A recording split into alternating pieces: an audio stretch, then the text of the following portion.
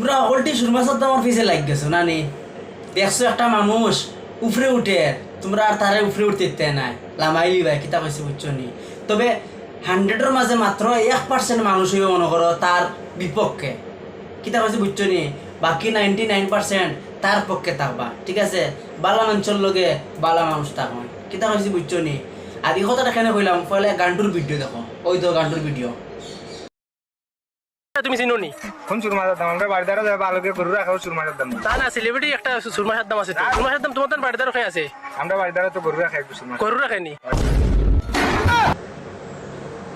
দেখছো নি ভিডিও? সুরমা সাদ্দাম বলে গরু রাখাল, ও বেটা বলত এঙ্গা রুটি সুর। সুরমা সাদ্দামের যে লেভেল আছে না নে, তোর মতো বেটা তার পাওয়ার নিচে থাকবো, কিতা কইছে বুঝছস নি? কিতা কইছে বুঝছস নি? আর তুই মারতে একটু বসে মাতিস বেড়া এঙ্গা বেকুফ খানোর, কিতা কইছে বুঝছস নি? তার লেভেলে যাইতে হইলে তোর 10 জনম তোর ফয়দা হইতে লাগবে। তুই কিতা কইছি এরপরে গিয়া তুই তার লেভেলে যাইবি।